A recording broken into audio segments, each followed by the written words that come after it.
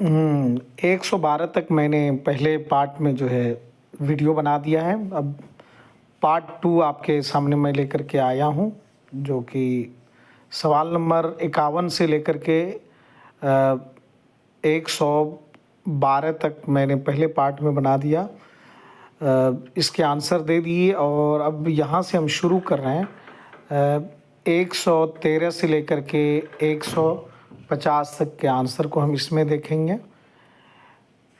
تو سوال نمبر 113 ہے کہ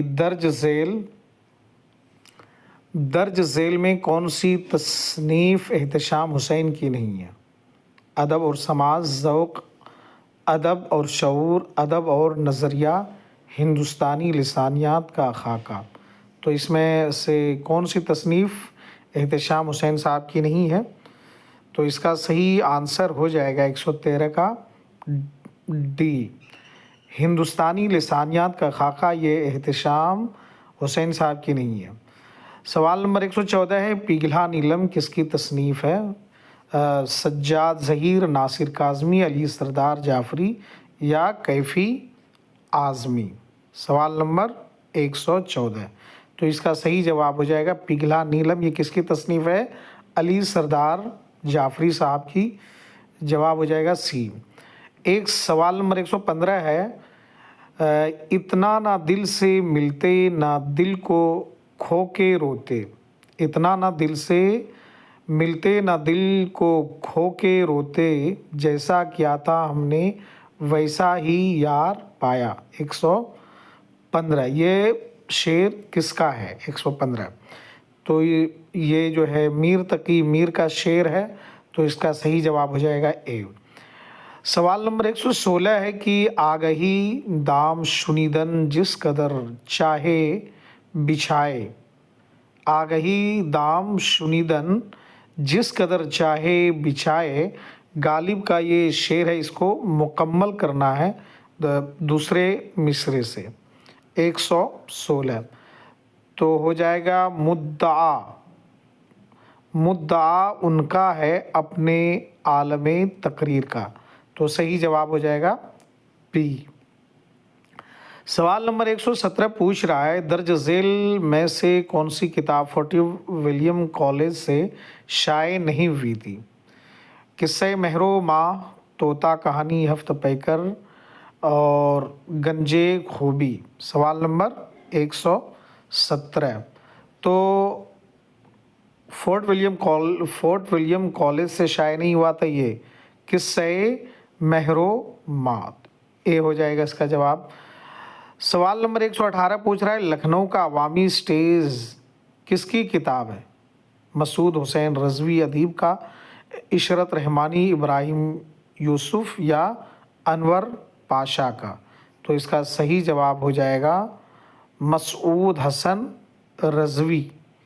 لکھنؤ کا عوامی اسٹیج یہ کس کی تصنیف ہے؟ مسعود حسن رضوی ادیب صاحب کی یہ تصنیف ہے.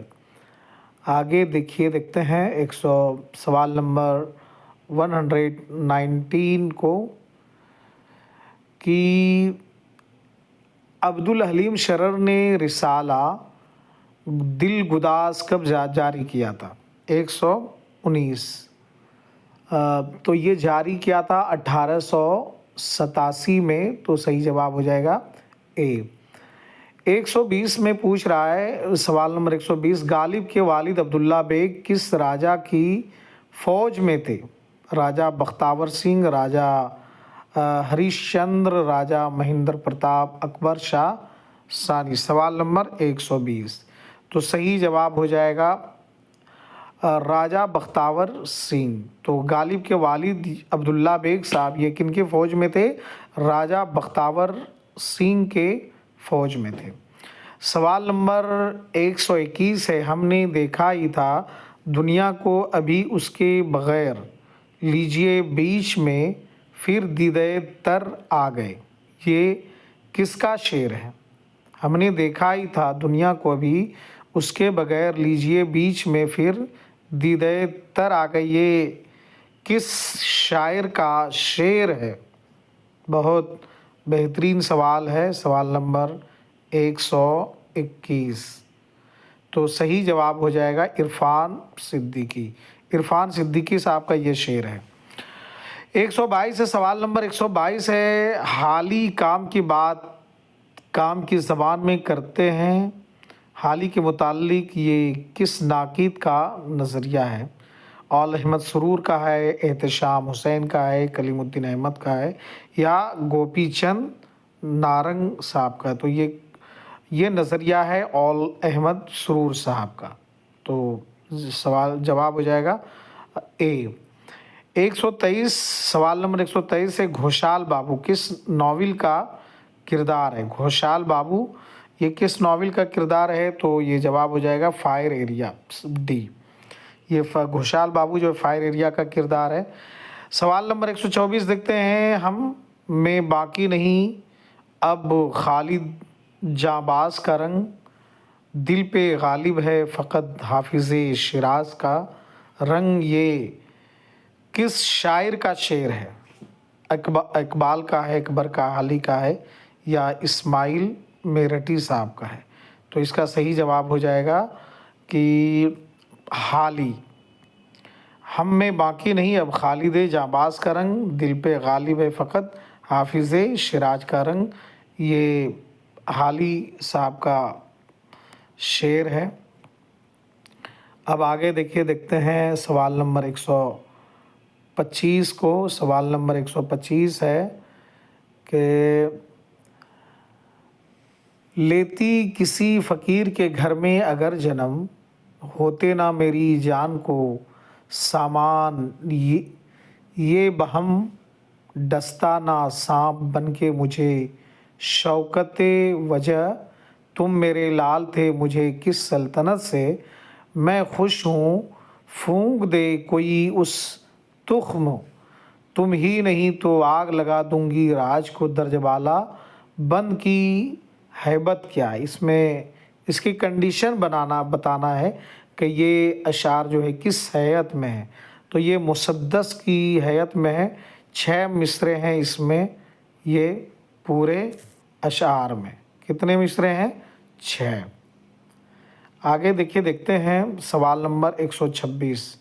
سوال نمبر 126 ہے، دعویٰ. پہلے دعویٰ کر رہے ہیں شاد عظیم آبادی اردو غزل کے بڑے شاعر ہیں. دلیل کیونکہ انہوں نے تغزل کے دامن کو وسیع کیا. تو اس کا سیدھا ہم آنسر آپ لوگوں کو بتاتے ہیں کیونکہ ٹائم ویسٹ بھی ہوگا. 126 کا صحیح جواب ہو جائے گا اے. دعویٰ اور دلیل دونوں درست ہیں اور دعوے کی درست وضاحت ہے. سوال نمبر 127 ہے، دعویٰ. اقبال اردو نظم کے بڑے شاعر ہیں. دلیل کیونکہ انہوں نے فارسی میں بھی شاعری کی اور ان کا شعری مزاج فلسفیانہ تھا. سوال نمبر 127. تو اس کا جواب بھی ہو جائے گا اے، یعنی کہ دعویٰ اور دلیل دونوں درست ہیں اور دلیل دعوے کی درست وضاحت کرتا ہے. سوال نمبر 28 ہے، دعویٰ. دعویٰ ہے کہ قصے مہر افروز و دلبر شمالی ہند میں لکھی جانے والی پہلی داستان ہے. دلیل اسے فضلی نے 1770 میں لکھا تھا. 128. سوال نمبر 128. تو اس کا صحیح جواب ہو جائے گا بی، کہ دعویٰ درست اور دلیل غلط ہے.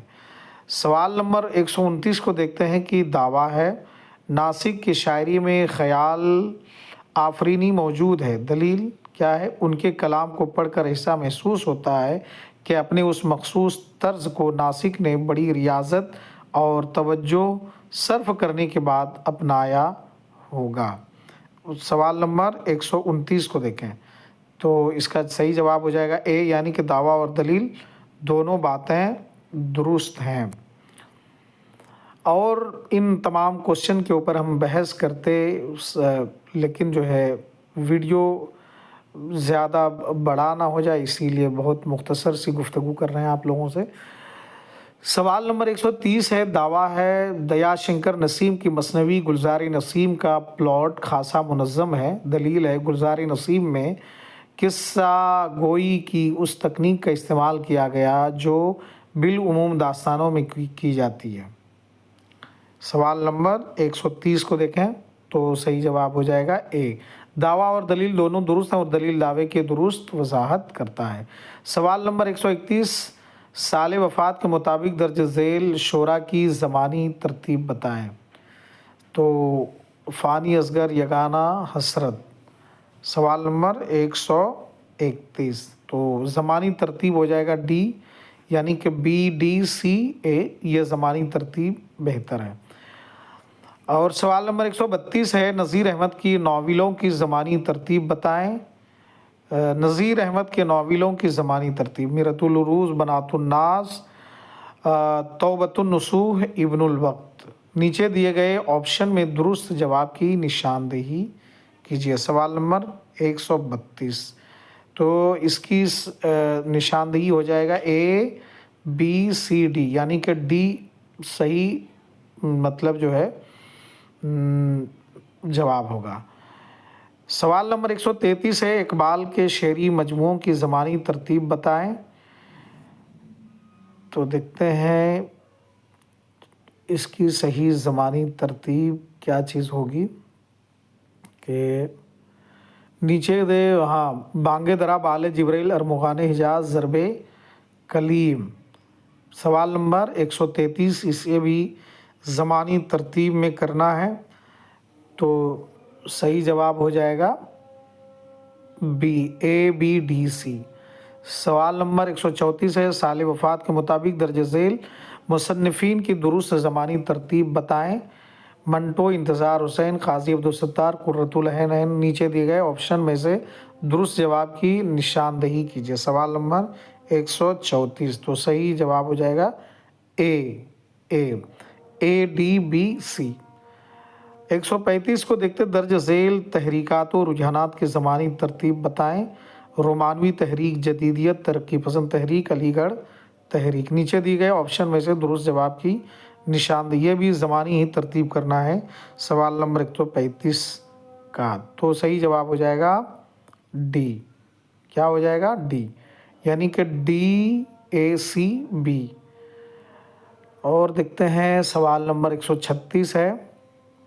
136 میں پوچھ رہا ہے درج ذیل میں سے دو درست زمروں کی نشاندہی کیجیے، ہے نا؟ تو اس کا سیدھا ہم آنسر بتاتے ہیں۔ سوال نمبر 136 کا ہو جائے گا سی۔ کیا ہو جائے گا؟ سی، اے اینڈ ڈی۔ سوال نمبر 137 ہے ذیل میں دو غلط زمروں کی نشاندہی کریں۔ سوال نمبر 137 میں بول رہا ہے ذیل میں دو غلط زمروں کی نشاندہی کریں۔ نیچے دیے آپشن میں درست جواب کی نشاندہی: سخنائے گفتگو کلیم الدین احمد، تنقید اور عملی تنقید اول احمد سرور، روح تنقید محی الدین قادری زور، قدیم مغربی تنقید جمیل جالبی۔ 137 سوال نمبر 137 کا صحیح جواب ہو جائے گا اے۔ ایک سوال نمبر 138 ہے درج ذیل میں دو درست زمروں کی نشاندہی کیجیے۔ سورداس آغا حشر کاشمیری، بلوا منگل محمد حسین، خانہ جنگی حبیب تنویر، چچا چھکن امتیاز علی تاج۔ تو 138 کو دیکھتے ہیں ہم لوگ۔ 138 کا صحیح جواب ہو جائے گا اے اینڈ ڈی۔ اس کے بعد 138 کے بعد دیکھتے ہیں 139۔ سوال نمبر 139 درج ذیل میں سے کون سے دو زمرے درست ہیں؟ اپنی تلاش میں کلیم الدین احمد، تذکرہ مولانا ابوالکلام آزاد، شام کی منڈیر سے اول احمد سرور، اس آباد خرابے میں مسعود حسین خان۔ 139 سوال نمبر 139 کا صحیح جواب ہو جائے گا بی اینڈ سی۔ سوال نمبر 140 ہے ذیل میں سے دو غلط زمروں کی نشاندہی کریں۔ تو اس کا بھی جو ہے سیدھا ہم آنسر پہ آتے ہیں کیونکہ بہت ساری باتیں ہیں اس میں۔ سوال نمبر 140 کا صحیح آنسر ہو جائے گا اے۔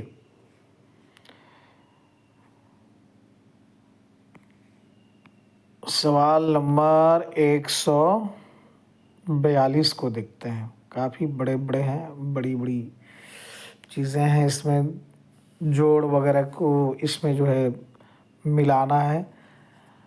تو 142 کا صحیح آنسر ہو جائے گا اے. 143 جوڑ کو دیکھتے ہیں, صحیح جوڑ ملا کر درست جواب کی نشاندہی کیجیے. 143 کا صحیح آنسر ہو جائے گا ڈی. اب دیکھتے ہیں 144 کا صحیح جوڑ ملا کر درست جواب کی نشاندہی کیجیے. 144 کا صحیح جواب ہو جائے گا سی. 145 کو دیکھتے ہیں, یہ جوڑ کو دیکھتے ہیں. 144 صحیح جوڑ ملا کر درست جواب کی نشاندہی کرنا ہے 145 کا, تو اس کا صحیح جواب ہو جائے گا بی.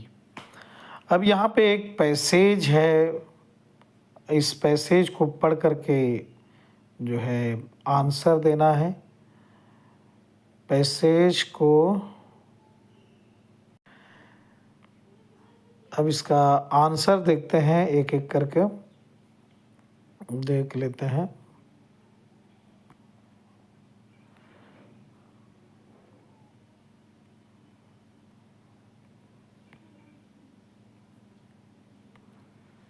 اس کا آنسر دیکھتے ہیں.